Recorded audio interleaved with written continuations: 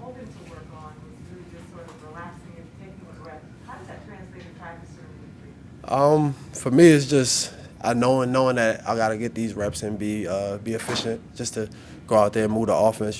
So for me, it's just going out there, taking it one play at a time. Don't rush anything. Stay calm and just relax. How much did the starting experience last year against Detroit? How does that help you to potentially start this week if you're called upon? It helps a lot, just because it's just I know where to prepare mentally. I know where to go, know what to do, and just honestly, just mentally, going into the week, knowing that you're gonna get these reps and knowing that you're gonna probably be the guy going. So for me, it's just go out there and prepare as a starter, prepare like I'm gonna play. Matt mentioned red zone decision making is something that he wanted you to work on, not only from that game but from what happened last week. Yeah. How do you go through that in practice? It's all this is mental. It's not a physical thing. For me, it's just if I don't see something there, either throw it away or run it. Don't just try to make plays. I think that's where I get caught up at, trying to make too many plays and trying to do too much. I could just let the first down, throw the ball away, let it play the next down. So I just got to have that first down, check down mentality down in the red zone. How tough is that to break, though? Because when it's that really nice low-hanging fruit, you want to take a big bite of it, you still got to resist that urge. Yeah, it's hard to resist it, but that's my job. And in order for me to continue to do this job, I got to do what's right for the offense and do what's right for the team, and that's protect the football. So even though I really want to make those plays, if they're not there, I just can't make them. DJ, I think you said that you go into this week kind of thinking you'll probably be the guy. Is that easier than last year? The Detroit game went right up to the pregame. Absolutely. Last year was another story in itself. Just going into the week, leading up to it, preparing for it. I think now it's just more so I'm just going out there and getting in the rhythm, getting with the guys, and having them guys hear me. Having them guys hear me in the huddle. Not as many voices as that Detroit game. So just hearing me, hear how I call things, and the patience in and out of the huddle, the cadence, all those small little things. I just want to be sharp with this week. PJ, how many reps a day do you get in practice as the backup compared to what you got today? Yeah, I get a ton of reps. They mainly scout reps though, of the other opponent. So that's really I get a good amount of reps, but for me it's just not the same as our offensive reps. I'm running the other team offense, but I try to marry their offense and our offense up to the same, just to going into the week knowing if we do something like this week versus that scout rep, it's all the same. Football is football. A lot of these plays are the same, so I just try to put them together. Is it like so 50 versus 10, or what's kind of the breakdown? It's about 50 and 50. So Sam would get all the reps with the ones, and when we doing scout team, I'll take all the reps with the scout team. So it's all the same. It's just not the same reps. It's just not the same plays. What's it like preparing for the unknown, and how do you keep yourself sharp and ready? As a backup, you prepare for the unknown every week. You don't know what's going to happen throughout the game, and just got to always stay ready and be ready. And that's something I'm trying to start taking pride in, and always just being ready when the number's called and just going out there executing, being sharp, and doing positive things for the offense. PJ, what are your impressions of the Patriots defense that seem to really turn things up a notch the past couple of games? Yeah, I think they've been playing pretty well. I think they've done a great job just forcing turnovers. They play a great sound defense. They ain't gonna let you beat them defensively, and we just got to take what's there, take what's in front of us, and get the ball in our playmakers' hands and let them make plays. Is there anything in particular this week that you want to work on since you're going to get the start of this week that you want to get down and practice pretty good? Just being more efficient. Quicker in my reads. I feel like I'm at a good pace with my reads, but just more so finding that back a little faster, or getting the ball to the flats a little faster. Not hanging on them routes downfield a little longer than I usually do. Are you complementing that with any more film study more than usual, or what else? Same amount of film study. Put a lot of work in throughout the week over the past couple of weeks. As a quarterback room, we put a lot of work in and prepare for each week. All together. So for me, it's just go out there and slow down. I play fast, and just got to slow myself down a little bit. Has Sam offered you any additional help this week to get you ready? Me and Sam, we talk constantly all day, you know, throughout the day, especially when we are here at work. You know, we feed off of each other. We feed off of each other's feedback, and we just help each other off. We help each other throughout the week and tell each other what we see.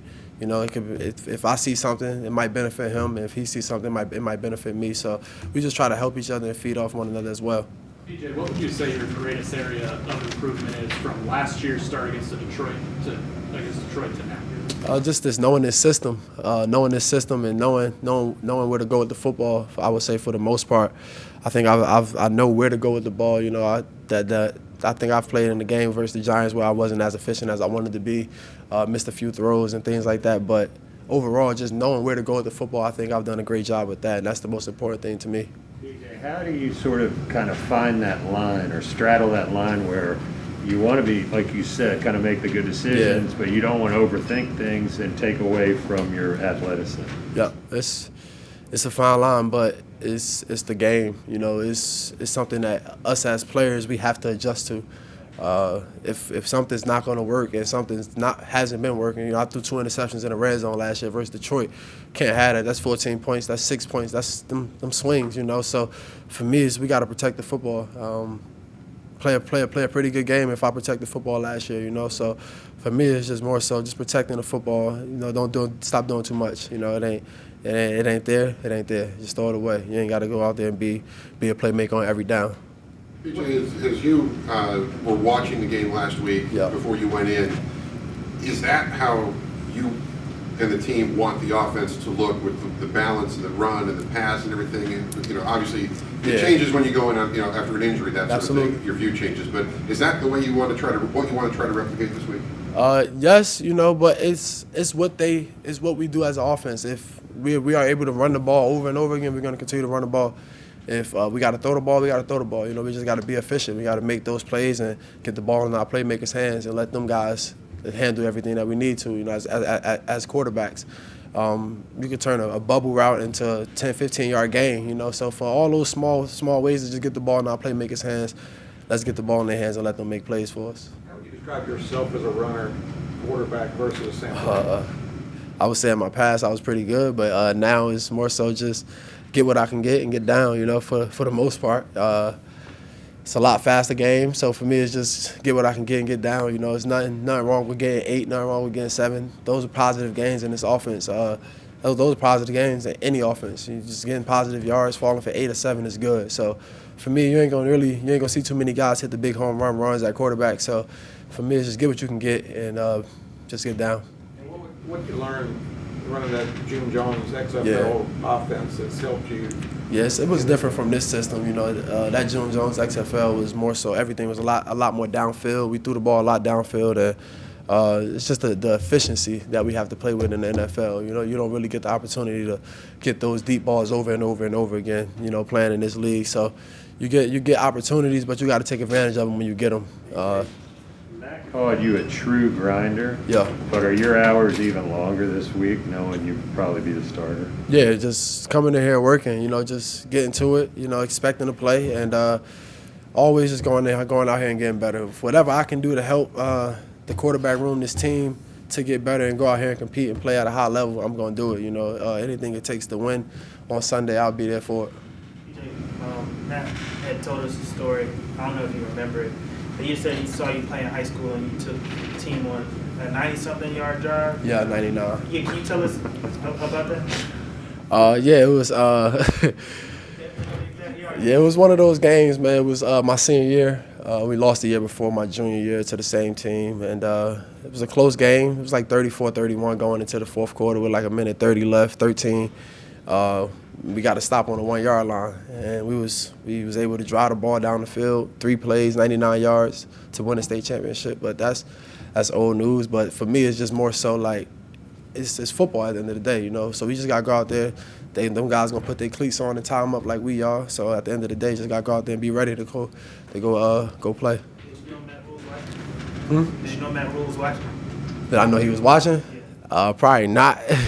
Probably not, but, you know, I figured he'll find out at some point, you know, then. So I was committed to the school at the time too, so I'm pretty sure he was gonna find out. Building off that, what does Coach Rule mean to you off the field? He's seen you grow as a young man. Yeah, it means a lot. You know, just the way he approached the game, the way he coached, the way his style of coaching is.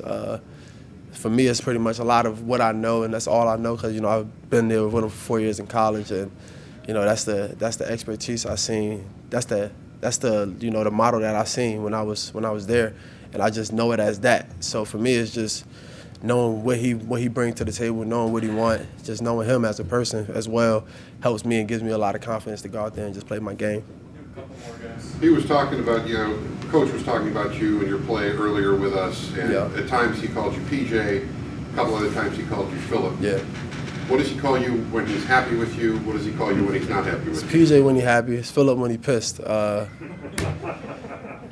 You know, it's like my mom, to be honest. It's PJ when things are going good, but when things ain't going too good, it's Philip. You know, so for me, I'm always prepared for the Philip, and I expect to be called PJ though throughout the game. So I prepare myself going into the game, and I'm gonna be doing what I need to do throughout this game to be called PJ. So I don't really want to hear the Philip name that much throughout the game. If I hear that name a lot, that means I ain't doing too well throughout the day.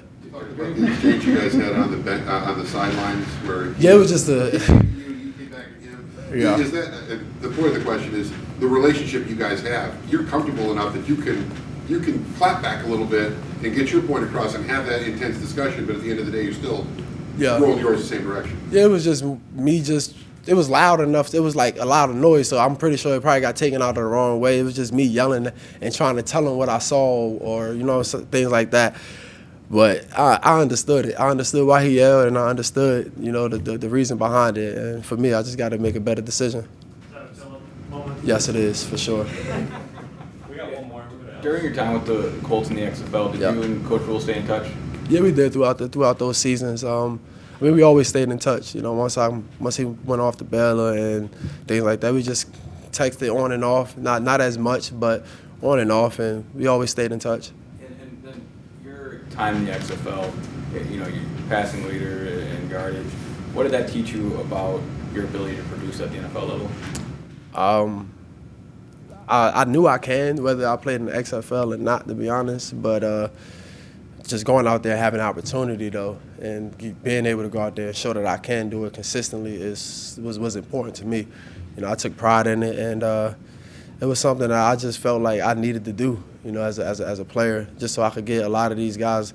I really wanted to get the film, and you know, that's what a lot of guys that was out there playing was on the same type time I was just out there trying to get the film and just going out there showing these guys that we can go out here and play. You know, it's football at the end of the day, and we can make all these plays.